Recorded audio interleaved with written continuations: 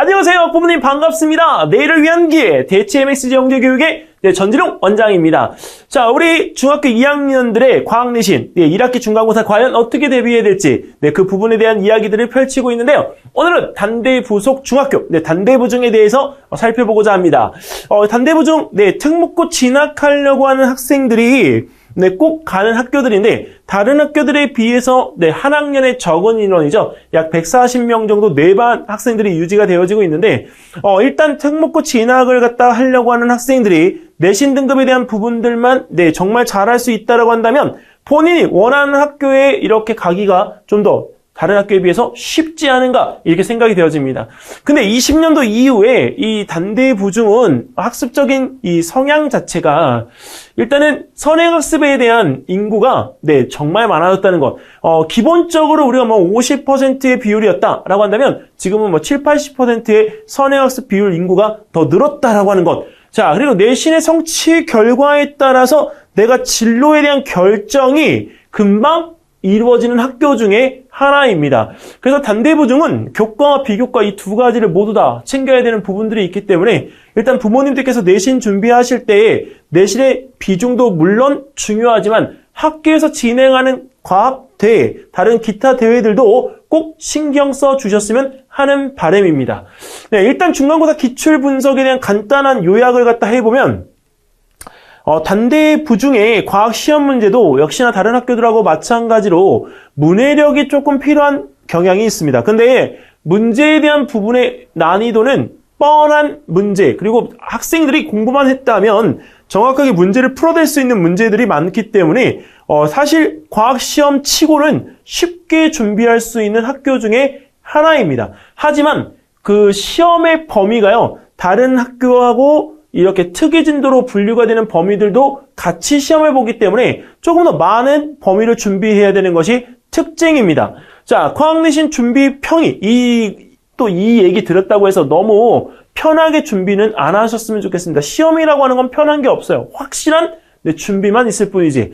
자, 오투교재 준비 다 해주시고요. 그 다음에 자체 유형 문제에 대한 부분으로 본인의 경험치를 늘리는 것. 왜? 문해력, 수학에만 문해력이 있는 건 아닙니다. 과학에서 문제 출제자가 묻고자 하는 부분의 의도를 잘못 파악하면 보기에 대한 내용 다르게 보이고요. 보기에 대한 내용 다르게 보이면 당연히 고르는 답도 정답이 아닌 다른 답을 갖다 고를 수가 있기 때문에 과학에 있어서 문해력을 갖다가 늘리기 위한 경험치의 확실한 밸런스는 맞춰주셨으면 좋겠습니다. 만약에 밸런스를 갖다 맞추기 위해서 문제를 얼마 정도 풀어봐야 돼요? 이렇게 하면 중학교 2학년 과학 시험 문제 유형은 한 문제 유형당 많아봐야 4개, 5개. 그러니까 거기 있는 부분에서 문제가 만약에 유형이 10개다. 그러면 우리가 50문제 정도의 문제만 확실하게 내가 풀 수 있으면 그 문제에 대한 경험치를 가지고 저는 이 내신 준비 완벽하게 할 수 있다고 꼭 말씀드리고 싶습니다. 자, 일단 21년, 22년도에 출제 유형 비교 분석을 해보면요. 21년도에는 물질의 구성과 식물의 에너지에 대한 부분들만 문제에 나왔습니다. 자, 15문항, 5문항. 다른 학교하고 다르게, 식물과 에너지에 대한 이 부분의 문항이 상대적으로 적고요. 물질의 구성에 대한 부분의 문항이 상대적으로 3배 가까이 많았습니다. 그 서답형 문제도 물질의 구성, 화학 부분이 문제가 더 많았고요. 자, 그런데 1학기 중간고사, 작년 22년 1학기 중간고사에서는 물질의 구성, 전기와 자기, 식물과 에너지, 여기 오타 났네요. 자, 식물과 에너지, 이 부분에 대한 문제가 고루고루 출제가 되어졌는데요. 물질의 구성과 전기와 자기는 비율이 거의 비슷하죠. 그런데 여기는 이 부분에서 식물과 에너지는 한 부분에 대한 것만 들어갔기 때문에, 광합성 파트만 들어갔기 때문에 여기는 이 부분에서 문항수가 아무래도 적게 배열이 됐습니다. 하지만 단원이 3개 단원이기 때문에 우리가 준비하는 과정에 있어서 시험 부담은 다른 어떤 학교들보다 높습니다. 자, 그래서 이 부분에 대한 문제들이 어떻게 나왔는지 한번 문제 유형을 갖다가 보면서 이야기할까요? 그리고 문제는 다른 학교들의 상난이도 문제가 한 문제씩이라도 있었는데 여기는 없죠. 이유는 문제가 정말 평이하게 딱딱 정말 낼 문제들만 냈다. 약간 스타일 자체는 도곡중학교하고 비슷한데요. 문제의 경향이나 이런 난이도는 단대부중이 훨씬 높습니다. 자, 일단은 문제 유형에 대한 부분들을 정말 보면 원소에 대해서 묻고 있는데 원소의 가장 기본적인 문제 밸런스거든요. 그 문제하고 이쪽 문제하고 어때요? 똑같죠. 보기 문제와 여기는 이 부분의 오지선다형 문제에 대한 차이가 거의 없습니다. 자, 그리고 원소와 원소 기호를 갖다가 묻고 있는 문제에서도 네, 그 이용에 대한 부분의 문제가 21년도, 22년도에 나왔던 패턴이 똑같고요. 자, 그 다음에 원소 기호에 관계되어진 문제에 대한 것들에 이렇게 만들어진 것의 과정들에 대해서 네, 보기 오지선다형. 근데 이 부분을 잠깐 보면 작년에 오지선다형 문제가 나왔잖아요. 그럼 올해 만약에 똑같은 문제가 나온다면 어떤 문제가 나올 가능성이 굉장히 커요? 바로 네, 이 보기 문제가 나올 가능성이 크다. 그래서 이 보기 문제에 대한 부분의 선택 문제를 본인이 올해는 많이 풀어봐야 되지 않을까 이렇게 저는 주장을 하고 싶습니다. 자, 그리고 이온의 형성 과정에 대한 이 부분의 그림들을 이렇게 지금 표현을 갖다 하고 있으면서 일단 기본적인 오지선다형 문제가 이제 서술형 문제에서 물어봤기 때문에 문제를 준비할 때 우리가 약간 정확하게 설명을 요하는 문제들에 대한 부분들은 이런 훈련을 갖다 좀 할 수 있으면 더 좋겠고요. 자, 그리고 문제에 대한 부분에서 분자의 모형을 갖다가 물어보고 있는 문제도 네, 똑같이 나왔죠. 그래서 이런 류의 문제. 근데 한 가지 놓고 보셔야 될 것 중에 하나가 지금 이 문제는 분자 모형에 관계되어져서 묻고 있는 문제의 배점이 커요. 4.2점이나 돼요. 그래서 4.2점짜리 문제 한 문제 틀리면 다른 문제보다도 네, 일단 기본적으로 손해가 좀 크죠. 근데 왜 제가 4.2점을 강조해야 되냐면 4.2점의 비중을 둘 정도로 중요도가 있는 문제라면 올해도 이런 류의 문제는 100% 나올 가능성이 있다. 그래서 단대부정 전년도 시험 문제를 가지고 풀어볼 때 어떤 문제가 만약에 나올까라고 고민이 되어진다면 점수 배점이 큰 문제는 올해도 시험 문제 비중이 조금 다르게 해서 나올 경향이 크기 때문에 그 문제부터 먼저 풀어보는 것이 그렇죠. 1차적인 관건이죠. 그리고 그 문제들에 대한 부분들을 내가 풀 수 있는지도 봐야 합니다. 자, 그리고 여기서 이렇게 원자의 구조를 갖다 내놓고 있는 문제류가 똑같이 자, 보기 오지선다형. 네, 같은 문제인데 문제 패턴만 바뀐 거예요. 자, 그리고 여기에 있는 이 부분에서 우리가 자, 이 옮겨가는 이온의 문제에 대한 부분들이 파란색을 나타내는 이온 어떤 이온이고 어떤 극으로 이동하는지 서술하시오라고 했는데 여기는 이 부분에 대한 이 기본 문제 풀 수 있으면 개념적인 부분의 서술형은 쉽죠. 이런 학교에 계신 선생님들이 들으시면 기분이 안 좋으실 수도 있겠지만 정말 뻔한 문제거든요. 정말 우리가 문제를 내도 이 문제밖에 낼 수가 없다라고 할 정도로 뻔한 문제들인데 그 뻔한 문제들을 놓치면 안 된다는 거죠.